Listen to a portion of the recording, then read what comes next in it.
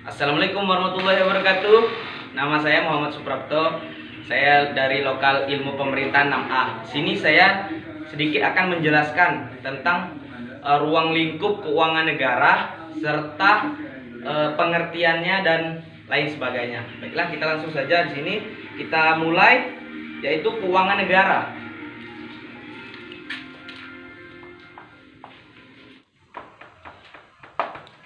Baiklah, di sini saya akan menjelaskan tentang keuangan negara, definisi keuangan negara ya. Keuangan negara adalah semua hak dan kewajiban yang dinilai dengan uang. Oke, sampai situ paham sedikit ya. Semua hak dan kewajiban yang dinilai dengan uang. Lalu serta segala sesuatu yang baik berupa barang maupun barang yang dapat dijadikan milik negara berhubungan dengan pelaksanaan hak dan kewajiban tersebut. Dalam penjelasan Undang-Undang Nomor 17 Tahun 2003 ya, Undang-Undang UU Nomor 17 Tahun 2003 itu tentang keuangan negara. Dinyatakan bahwa pendekatan yang digunakan dalam merumuskan keuangan negara itu adalah dari sisi objek, subjek, dan tujuan. Baiklah, kita lanjut ya. Ruang lingkup keuangan negara itu meliputi ada sekitar 1, 2, 3, 4, 5, 6, 7, 8, 9 ya. Ada 9. Yang pertama itu hak negara itu untuk memungut pajak, mengeluarkan dan mengedarkan uang, dan melakukan pinjaman. Itu yang pertama. Lalu yang kedua itu kewajiban negara untuk menyelenggarakan tugas layanan umum, pemerintahan negara, dan membayar tagihan pihak ketiga. Dan yang ketiga itu penerimaan negara. Lalu yang keempat pengeluaran negara. Yang kelima penerimaan daerah. Yang keenam pengeluaran daerah. Dan yang ketujuh kekayaan negara atau kekayaan daerah itu yang dikelola sendiri atau oleh pihak lain, berupa uang, surat berharga, piutang, barang, serta hak-hak lain yang dapat dinilai dengan uang, termasuk kekayaan yang dipisahkan pada perusahaan atau perusahaan daerah. Lanjut, kekayaan pihak lain yang dikuasai oleh pemerintah dalam rangka penyelenggaraan tugas pemerintahan atau kepentingan umum. Lalu yang terakhir itu kekayaan pihak lain yang diperoleh dengan menggunakan fasilitas yang diberikan. Bidang pengelolaan keuangan negara demikian luas. Secara ringkas itu dapat dikelompokkan dalam subbidang pengelolaan fiskal, subbidang pengelolaan moneter, dan subbidang pengelolaan kekayaan negara yang dipisahkan. Bidang pengelolaan fiskal itu meliputi 6 fungsi. Yang pertama, fungsi pengelolaan kebijakan ekonomi makro dan fiskal. Fungsi pengelolaan kebijakan ekonomi makro dan fiskal ini meliputi penyusunan nota keuangan dan RAPBN, serta perkembangan dan perubahannya, analisis kebijakan, evaluasi, dan perkiraan perkembangan ekonomi makro. Fungsi administrasi perpajakan. Yang keempat, fungsi administrasi kepabeanan. Dan yang kelima, fungsi perbendaharaan. Fungsi perbendaharaan ini meliputi perumusan kebijakan standar, sistem dan prosedur di bidang pelaksanaan penerimaan dan pengelolaan keuangan negara. Dan yang terakhir, fungsi pengawasan keuangan. Sementara itu, di bidang moneter, pembayaran sistem lintas devisa dan sistem nilai tukar. Adapun bidang pengelolaan keuangan negara yang dipisahkan meliputi pengelolaan perusahaan negara atau daerah. Baiklah, kita lanjut di asas-asas umum pengelolaan keuangan negara. Yang pertama tadi pengertian keuangan negara, dan yang kedua tadi ruang lingkupnya, dan ini yang ketiga asas-asas umum pengelolaan keuangan negara. Dalam rangka mendukung terwujudnya good governance dalam penyelenggaraan negara, pengelolaan keuangan negara itu perlu diselenggarakan secara profesional, terbuka, dan dipertanggungjawab sesuai dengan aturan pokok yang telah ditetapkan dalam Undang-Undang Dasar 1945.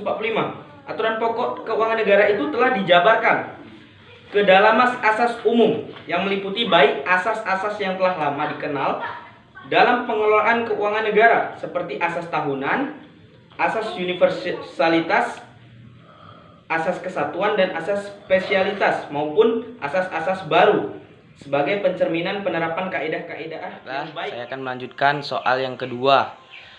Yang soalnya itu berbunyi menyikapi pandemi COVID-19 yang terjadi di tanah air. Beberapa kebijakan telah dikeluarkan pemerintah terkait penggunaan pos-pos keuangan tertentu yang dialihkan dalam rangka menanggulangi COVID-19. Yang dimaksud seperti penggunaan dana desa dan dana pilkada. Misalnya, menurut saudara, sudah tepatkah kebijakan dan langkah yang diambil pemerintah dimaksud dalam perspektif pengelolaan keuangan negara? Jelaskan. Baiklah, saya akan menjawab pertanyaan tersebut. Negara modern yang demokratis itu memiliki struktur pemerintahan yang jelas dalam upaya membatasi kekuasaan agar tidak terjadi kezaliman serta kesewenang-wenangan. Teori tersebut membagi kekuasaan negara itu menjadi 3. Yang pertama itu legislatif, yang kedua eksekutif, dan yang ketiga yudikatif. Undang peraturan pemerintah yang teknis di bawahnya. Dalam konteks negara Indonesia, pemerintahannya itu menganut sistem desentralisasi, sehingga pemerintah daerah pun memiliki peran vital dalam mewujudkan Indonesia yang damai, aman, adil, dan makmur. Pencapaian tujuan negara selalu terkait dengan hukum keuangan negara yang memuat kaidah hukum untuk mengelola keuangan negara sebagai bentuk pembiayaan terhadap penyelenggaraan pemerintahan negara yang dilakukan oleh penyelenggara negara. Tanpa keuangan negara, berarti tujuan negara tidak dapat terselenggara, sehingga hanya berupa cita-cita hukum belaka. Untuk mendapatkan keuangan negara sebagai bentuk pembiayaan tujuan negara, negara itu harus tetap berada dalam bingkai hukum.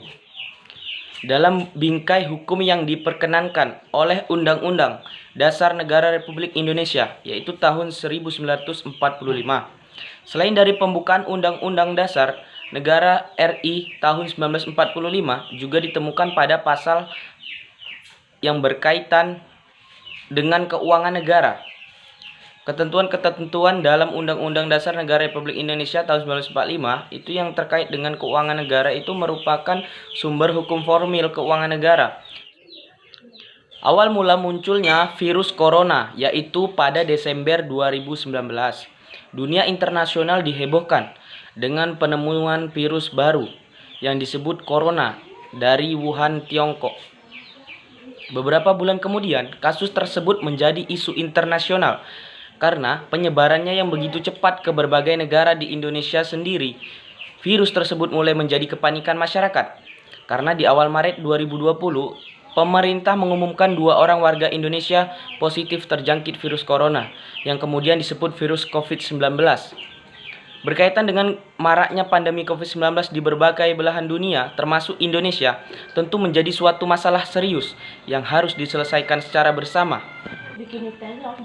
Pemerintah sebagai pemegang kekuasaan tertinggi dan penyelenggaraan pemerintahan itu tentu harus tanggap akan hal ini. Pemerintah dalam hal ini, Presiden sebagai kepala pemerintahan dan kepala negara diharapkan mampu membuat kebijakan-kebijakan yang tepat untuk menangani hal tersebut. Dalam mewujudkan hal tersebut, itu tentu Presiden tidak mampu bekerja sendiri mengatasi banyak permasalahan di negeri ini. Untuk itulah, Presiden berwenang untuk membentuk lembaga atau pejabat sebagai pembantu pelaksana tugas pemerintahan. Pemerintah pusat pun telah menunjuk juru bicara penanganan virus COVID-19, yaitu Ahmad Yuryanto sebagai Sekretaris Direktorat Jenderal Pencegahan dan Pengendalian Penyakit Kemenkes. Pemerintah pusat telah membentuk gugus tugas untuk mengatasi virus COVID-19 yang dipimpin langsung oleh Kepala BNPB, Letjen Doni Manardo. Hadirnya wabah COVID-19 bukanlah hal yang diinginkan oleh negara manapun. Penyebarannya yang begitu cepat memberikan dampak yang begitu besar terhadap berbagai aspek kehidupan, baik aspek ekonomi, pendidikan, politik, pariwisata, dan lainnya. Dampaknya terhadap perekonomian merupakan masalah serius bagi negara karena berkaitan dengan keuangan negara. Hal itu dikarenakan keuangan negara itu merupakan salah satu unsur penting dalam pelaksanaan tugas penyelenggara negara untuk mencapai tujuan dari suatu negara. Untuk itulah pemerintah harus benar-benar serius dalam menangani hal ini. Di samping itu, pemerintah juga harus menjamin keamanan, kesejahteraan, dan kesehatan masyarakat akan hadirnya pandemi COVID-19. Untuk menjawab tuntutan itu, pemerintah tentu harus bijaksana dan teliti dalam melakukan pengelolaan keuangan negara sebagaimana itu diatur dalam Undang-Undang Nomor 17 Tahun 2003 tentang Keuangan Negara, bahwa kekuasaan pengelolaan keuangan negara dipegang oleh Presiden selaku kepala pemerintahan dan dikuasakan kepada Menteri Keuangan dan Menteri atau pimpinan lembaga selaku pengguna anggaran, pengguna barang, kementerian negara atau lembaga yang dipimpinnya. Dalam konteks pandemi virus COVID-19, sebagaimana yang telah dikeluarkan oleh WHO, maka pemerintah, terutama itu pemerintah pusat, memiliki kewajiban penuh tidak saja untuk memberikan pelayanan kesehatan kepada warga yang terdampak pada corona, yaitu melainkan juga mendukung semua faktor yang menentukan virus itu dapat dihentikan persebarannya, baik itu jaminan atas ketersediaan makanan, akses informasi yang akurat, dan lain sebagainya. Oleh karena itu, pengelolaan keuangan negara melalui APBN oleh Presiden selaku kepala pemerintahan yang dikuasakan kepada Menteri Keuangan selaku pengguna anggaran, pengguna barang kementerian negara, lembaga yang dipimpinnya harus memberikan perhatian khusus terhadap penanganan pandemi COVID-19 tersebut melalui kebijakan dan langkah-langkah yang tepat. Dalam menjalankan tugasnya, Presiden beserta Menteri atau pimpinan lembaga negara selaku pengguna anggaran juga tidak boleh menyimpang dari Undang-Undang Dasar tahun 1945 beserta peraturan pelaksanaannya. Baiklah, inilah yang bisa saya jawab atas pertanyaan yang diberikan oleh Bapak kemarin. Lebih dan kurang saya mohon maaf. Saya akhiri dengan wabillahi taufik walhidayah. Wassalamualaikum warahmatullahi wabarakatuh.